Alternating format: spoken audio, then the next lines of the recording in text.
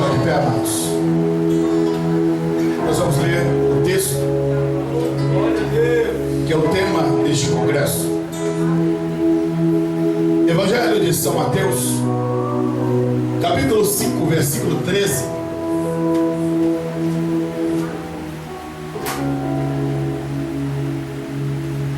Diz assim a palavra do nosso Deus: vós sois o sal da terra, mas se o sal se tornar insípido, com que há de salgar?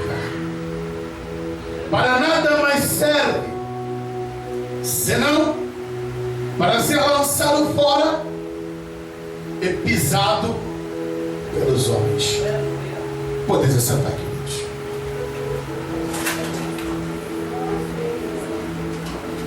Quero, antes de começar a pregar, pontuar algumas coisas a respeito desse texto bíblico. Deus quer que você experimente, que você desfrute de toda a glória dele. Tudo que nós alcançamos da parte de Deus não é por mérito, é por graça. Glória a Deus. Foi Deus que, na sua infinita misericórdia, descortinou para nós a revelação que hoje nós temos. Por nós mesmos jamais poderíamos alcançar a revelação de Deus. Sabe por quê, queridos? Somos finitos, somos humanos, somos criaturas. Estamos em um patamar cá embaixo. Deus é supremo, é eterno, infinito, grande, poderoso, maravilhoso. A nossa mente não pode compreender.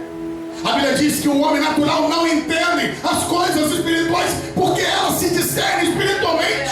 Mas o Espírito Santo nos revelou para nós. Você está aqui porque o Espírito Santo te revelou Jesus, te revelou a palavra, e isso é privilégio. Deus não esconde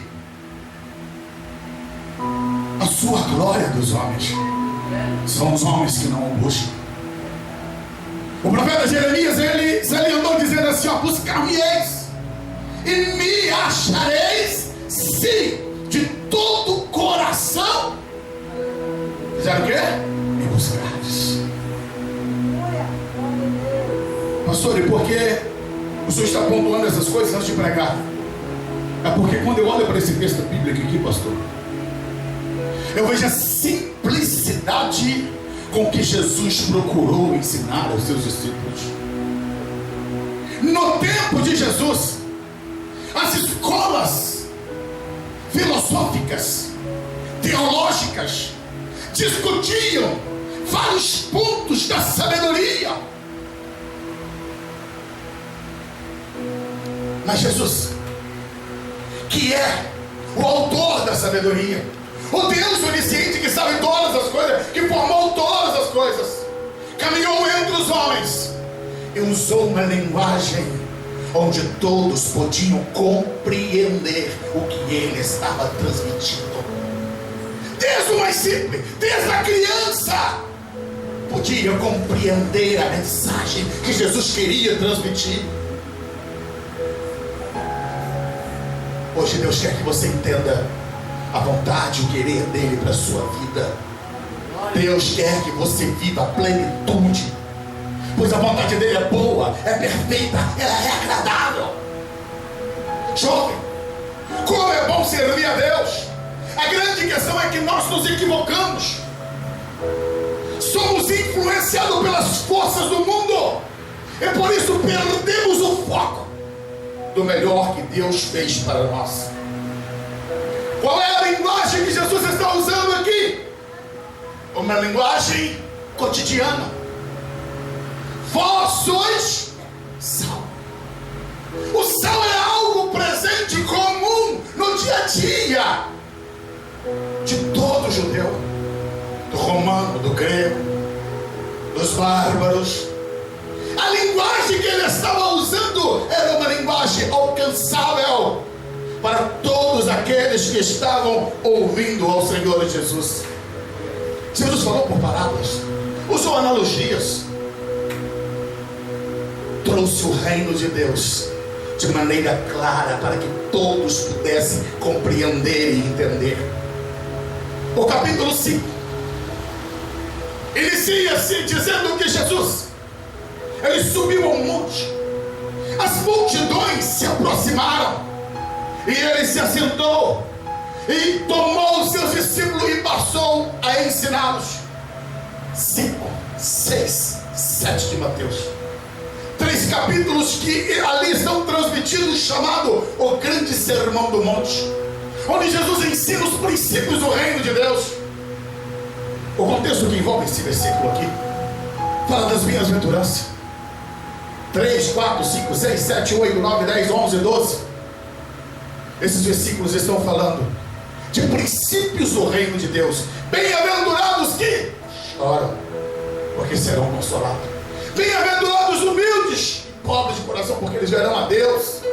Jesus estava falando de princípios, princípios que regiam o seu reino, coisas que os discípulos precisavam aprender para viver conforme o reino de Deus. Mas quando chega no versículo 13, Jesus agora começa a falar do caráter do discípulo. Ele fala da vida, a essência de vida que o discípulo teria que ter. Entenda? Jesus está declarando de maneira veemente para ele: vocês são o sal da terra. Não havia ali uma sugestão. Jesus estava falando dentro de um imperativo: vocês são o sal da terra. Anotei aqui algumas coisas para compartilhar com os irmãos sobre qual era o significado do sal para os judeus. Nós hoje olhamos para o sal, pensamos apenas no sal da cozinha e pensamos no sal grosso do churrasco. E com isso às vezes fica pequena a maneira de entender o que Jesus estava dizendo aqui. Primeiro ponto que eu quero salientar para o judeu: o sal tinha uma relação muito ligada com o tabernáculo, com o templo, com os sacerdotes.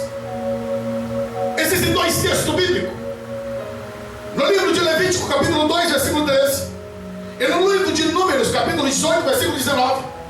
Deus havia determinado para o seu povo: toda oferta de cereais deveria ser temperada com sal.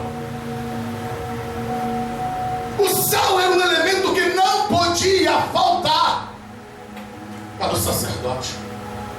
Assim como ele teria que ter ali os novilhos, assim como ele teria que ter os elementos do sacrifício, o sal era algo que não podia faltar no momento do culto, no momento da oferta que era apresentada ao Senhor. Em Números 18, verso 19, Moisés ele escreveu dizendo que o sal era o pacto perpétuo da aliança do Senhor com o seu povo. Era esse o sentido que o judeu entendia. O sal fazia parte da oferta. Quando o sacerdote ele ia ministrar a oferta que ele tomava ali, ele tinha que colocar o sal ali. Quando Jesus estava falando para os seus discípulos: ei, vocês são sal da terra, ele estava falando: vocês estão envolvidos com uma aliança com Deus. As coisas sagradas têm que ter para vocês um significado de aliança. Como nós precisamos restaurar a visão do que é sagrado. Infelizmente, vivemos uma geração que perdeu a noção de sagrado, de sagracidade. Tudo é banalizado, tudo é fútil.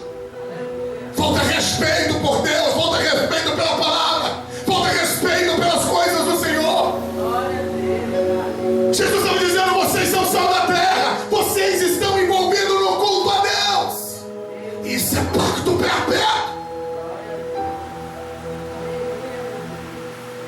Em 2 Crônica, capítulo 13, versículo 5.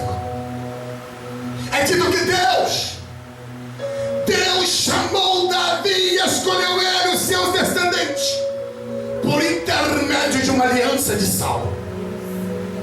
Aliança perpétua.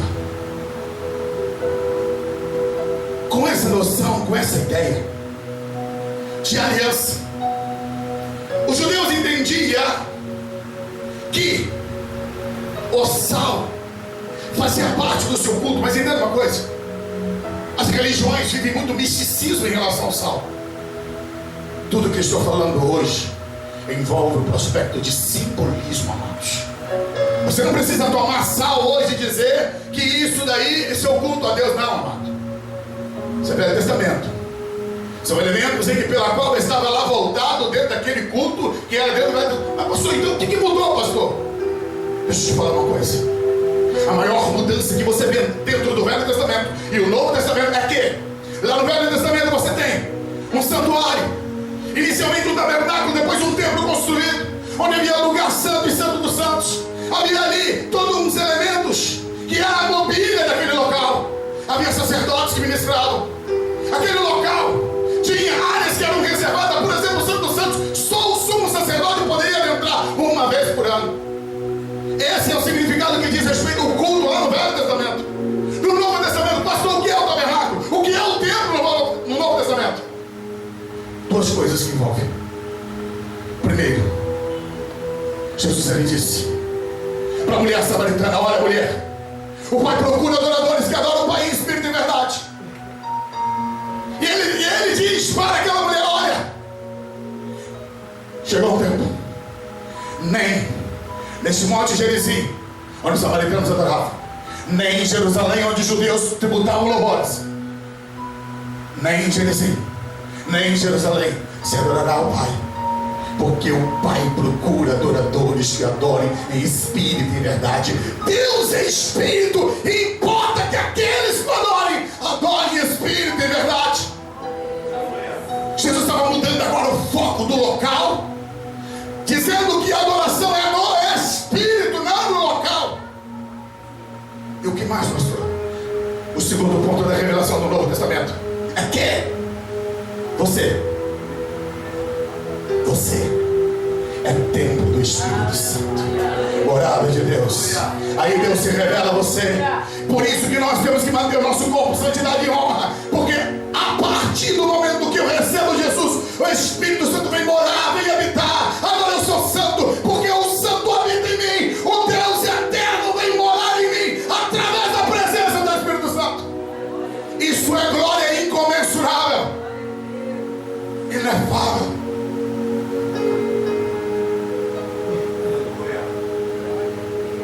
O sal também era um elemento que agregava um valor muito grande para os alunos que estudaram história. Lembram que o sal, durante um período, ele foi usado como moeda monetária. Por que existe essa questão de você receber salário? Você sabia que salário é originário da palavra sal? Os soldados romanos, eles recebiam como parte da sua remuneração o que? Sal. Por isso originou a palavra salário, pagamento por meio de sal como remuneração por serviço prestado. O valor do sal era um valor agregado, que era trocado por mercadorias, que era usado como fosse dinheiro. Teve um período que o sal era tratado como fosse o ouro. Quando Jesus estava dizendo: olha, vocês são o sal da terra, Jesus estava dizendo para ele: ei, vocês têm um alto valor, tem um valor agregado em vocês, tem um valor que os homens não podem ver, mas Deus vê. Ei, jovem, entenda: o mundo pode não enxergar valores em você, mas para Jesus tu vale muito. Jesus disse que uma alma vale mais que o mundo inteiro. De que adianta o homem perder a sua alma? Ganhar o mundo inteiro e perder a sua alma? Quanto tu vale? Pedro escreveu e disse assim: não foi com ouro, não foi com prata, não foi com pedras preciosas que vós fostes resgatados da vossa boa maneira de viver, mas foi com o precioso sangue de Jesus. Ele te valorizou tanto que ele morreu na cruz no seu lugar. Ele deu a vida dele por você.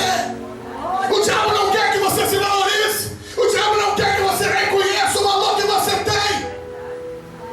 Mas Deus te trata como um alto valor.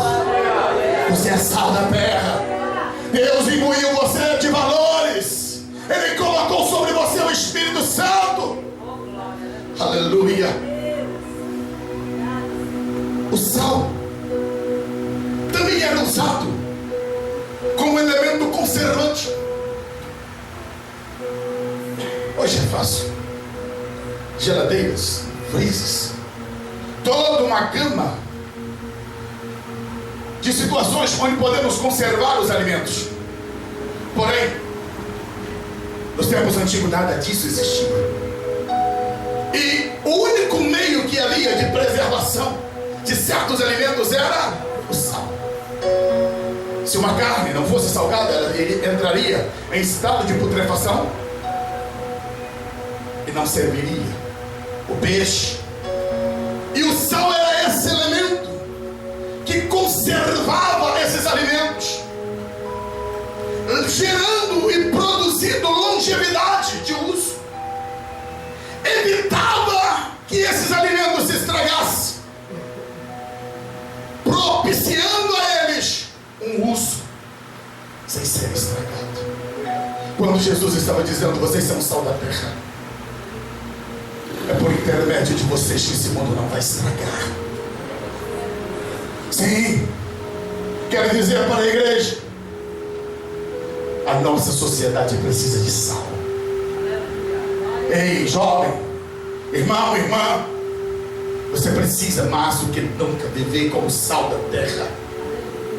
O diabo tem usado todos os seus meios para destruir lares, famílias, valores. Fala-se hoje na questão de gêneros. Se fala hoje como se fosse natural a questão do homossexualismo, do lesbianismo. É como se pecado não fosse mais pecado. Tiraram os valores bíblicos. Consideram que a Bíblia não tem valor para pautar a vida dos homens.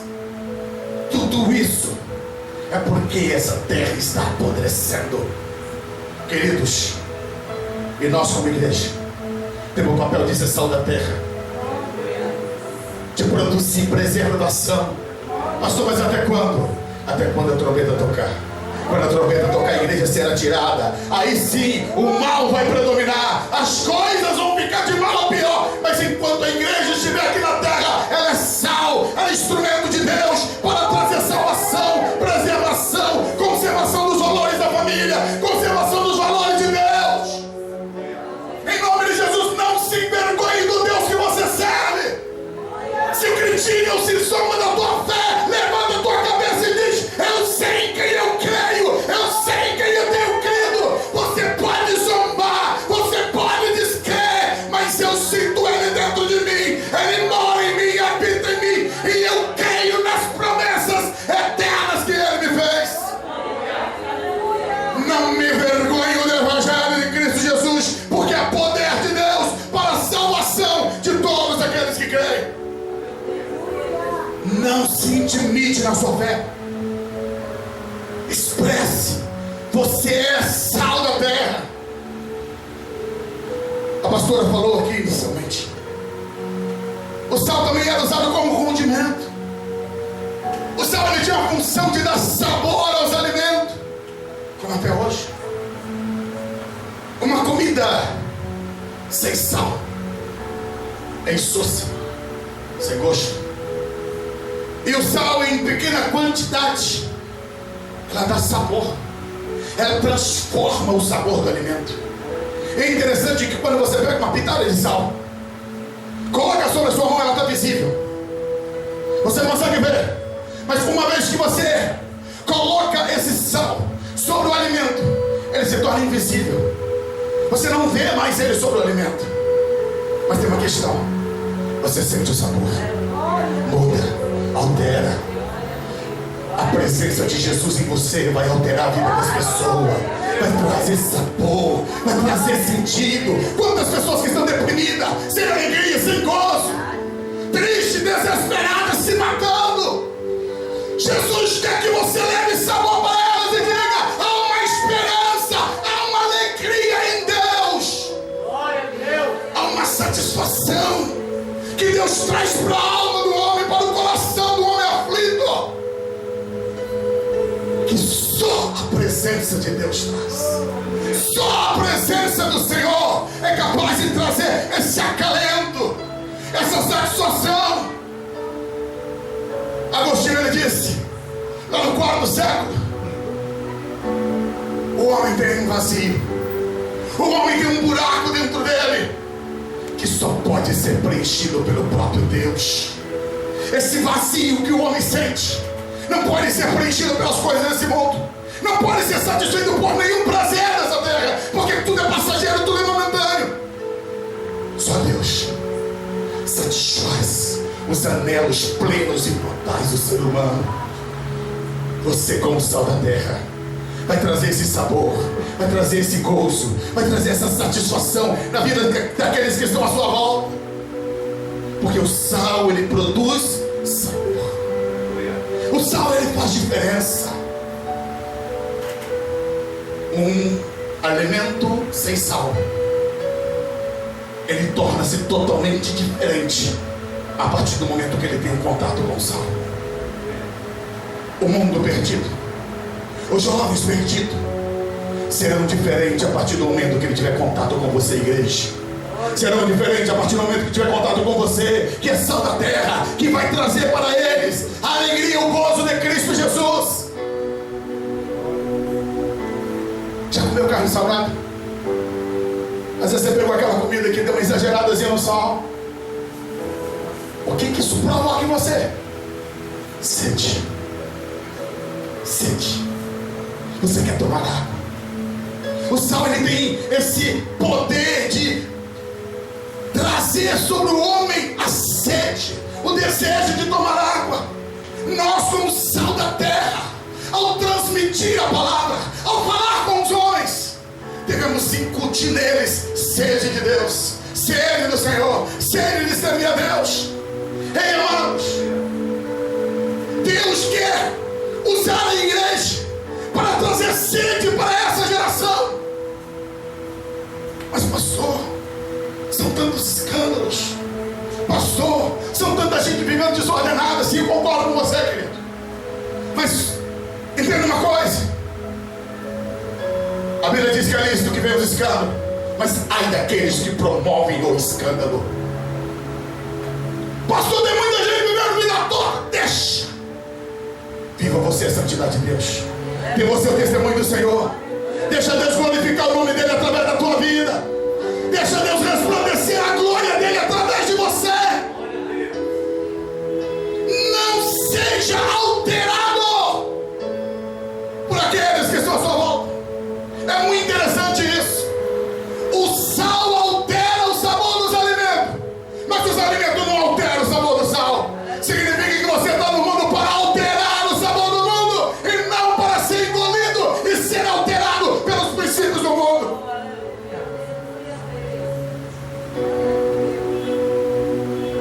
Qual a cor do sal? Branco. O sal é branco. Branco relembra a pureza. Jesus disse no Evangelho de São Marcos, capítulo 9, versículo 50, que o sal é bom. Lucas escreve a mesma coisa no capítulo 14, versículo 34 e 25, dizendo: o sal é excelente. Ei, quando eu olho para a brancura do sal, isso nos fala da santidade, da pureza que temos que ter, da vida santa que devemos desenvolver. Deus quer uma igreja santa, limpa, pura. O tema desse congresso me fez pensar em 3 coisas. A primeira foi tudo que eu já falei. Vocês são sal da terra.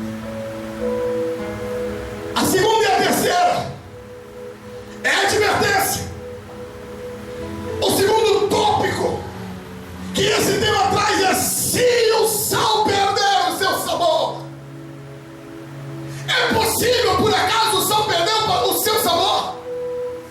Muito se discutiu durante muito tempo, dizendo que Jesus errou ao falar que o sal se tornaria insípido. Hoje não. A arqueologia prova. O mamoro, ele produz um tipo de sal que é um tanto quanto diferente do nosso aqui. É um sal que possui alguns elementos e nutrientes que, quando em contato com a luz, em contato com o solo, esse sal, ele perde a sua salinidade. Ele se torna amargo e deixa de ser o sal normal que você está acostumado. Quando Jesus estava falando com os seus discípulos a respeito do sal perdendo o seu sabor, ele estava falando de algo que eles conheciam. Mas Jesus foi forte ao dizer, porque o versículo 13 ele diz assim: olha, se o sal se tornar insípido, com que há de salgar? Para nada mais presta, senão para ser lançado fora e pisado pelos homens. Todo judeu sabia o que era isso. Quando era retirado um montante de sal, e que aquele sal havia perdido a sua salinidade, que não poderia ser usado como tempero, sabe o que se fazia com ele? Os romanos tomavam aquele sal e usavam para aterro, para aterrar as estradas, para evitar a lama, propiciar facilidade dos homens caminhar. Quando Jesus está dizendo aqui que quando o sal perdia o sabor, ele era lançado fora para ser pisado pelos homens.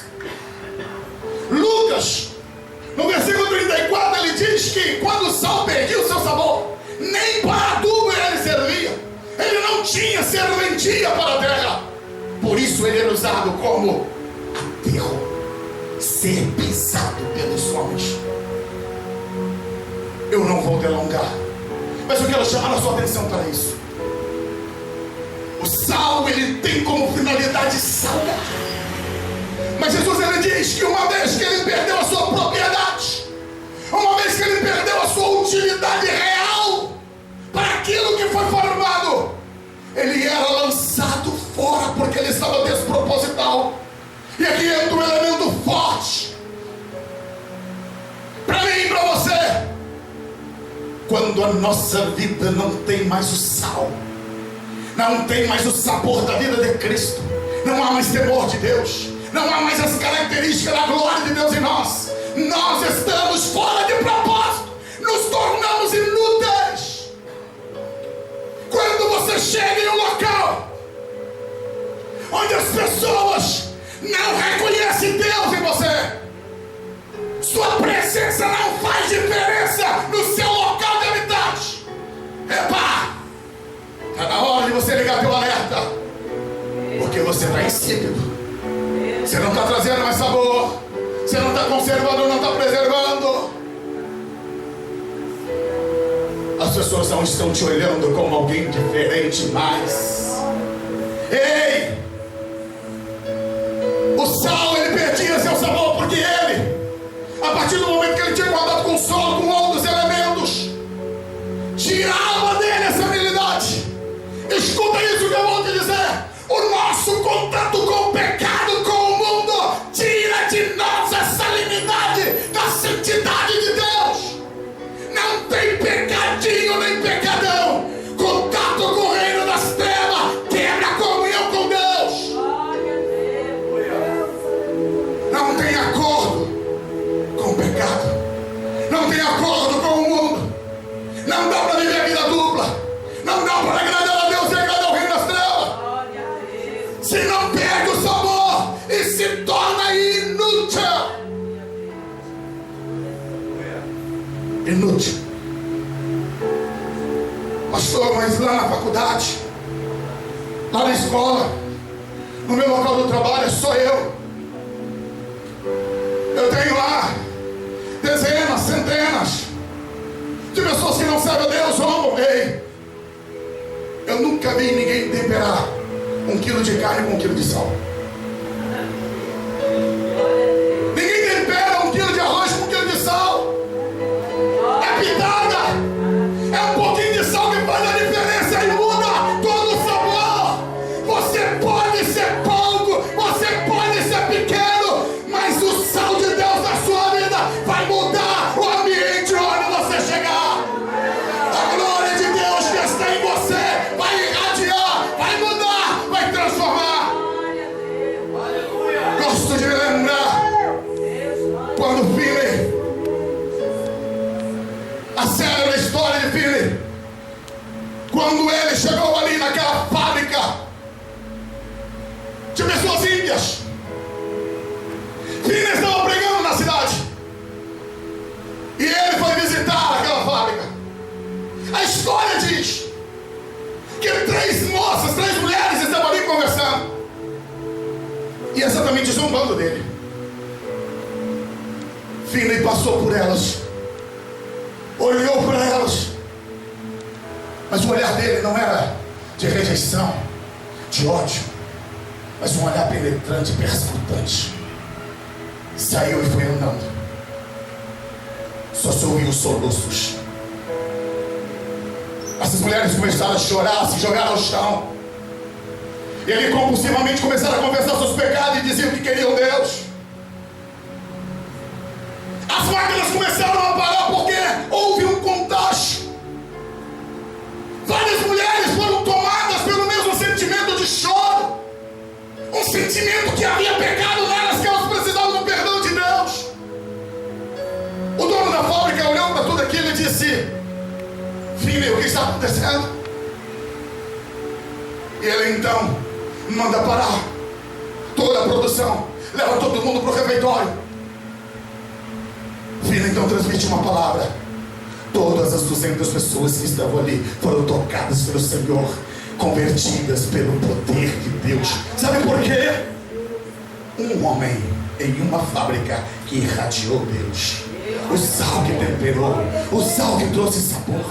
Acabou? Não. Isso foi num dia. A história diz que o avivamento que produziu naquela fábrica contagiou a vizinhança.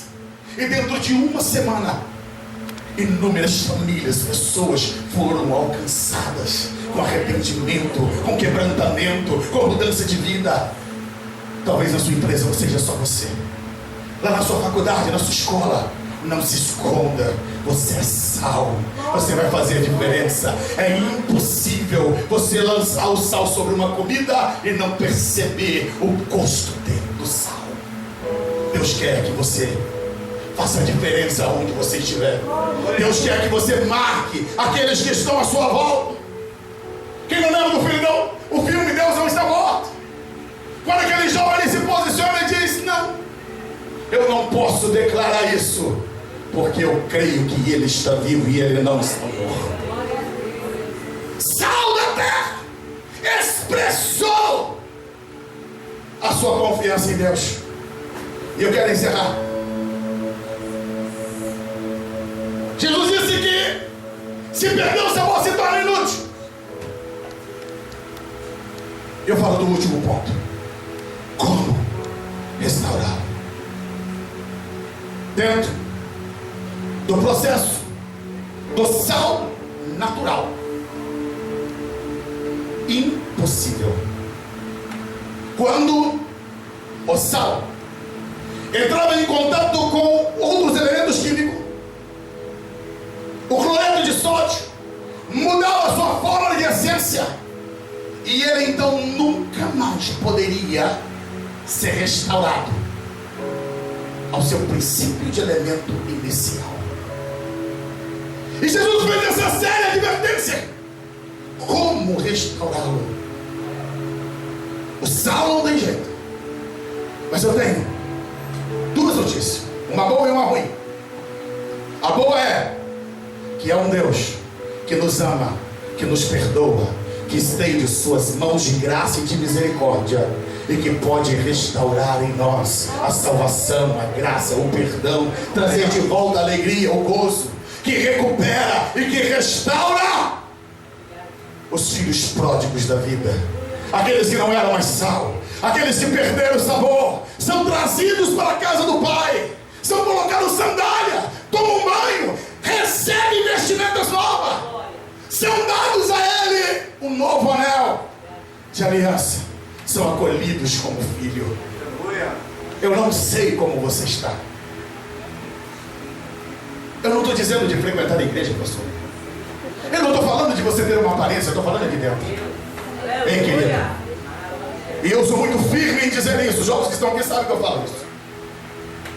Não adianta sermos reconhecidos, reputados pelos homens como alguém salvo, quando diante de Deus nós estamos perdidos. Porque a salvação quem concede é Ele. Quem autoriza a entrada lá em cima não é pastor. Não é pastor que vai botar crente lá no céu, não. Pastor só pastoreia na terra. Pastor só instrui, aconselha, admoesta, exorta, disciplina na terra. Quando chegar lá, é consumo, pastor. É com Ele. Aí Ele vai separar quem é a ovelha e quem é a bode. E é Ele quem vai determinar entrar para o gozo do Senhor ou apartar de mim, maldito. Enquanto nós temos vida, tem esperança. É possível restaurar o sabor. Agora, a má notícia que eu tenho é que, assim como o sal jamais poderia ter seu elemento de sabor restaurado, uma pessoa que não acerta a sua vida, que não se corrige e morre com pendências, jamais será restaurada a sua posição. Não tem perdão depois de morte. Pastor, mas isso é doutrina cristã, sim. Mas tem muito crente agarrado com esse negócio. Tem muito crente dizendo que na última hora se acerta. Tem muito crente que Deus é misericórdia. Deus sabe. Deus conhece meu coração, pastor. Deus sabe que eu estou errando aqui, mas Deus sabe da minha sinceridade. Cuidado. Cuidado, porque se você perder o sabor, e se você fechar os seus olhos e partir para o outro lado, nunca mais será restaurado. O nosso tempo de conserto e de acerto é agora. É agora. O nosso tempo é hoje. Sabe por quê? Porque pode ser que essa noite não termine. Jesus toca a trombeta e a gente suba. E nós vamos subir gloriosamente para estar com Ele, triunfantemente, e dizer: obrigado, Deus. Valeu a pena ser sal. Valeu a pena repudiar o mundo. Valeu a pena renunciar às coisas da vida. Valeu a pena ser fiel a Deus.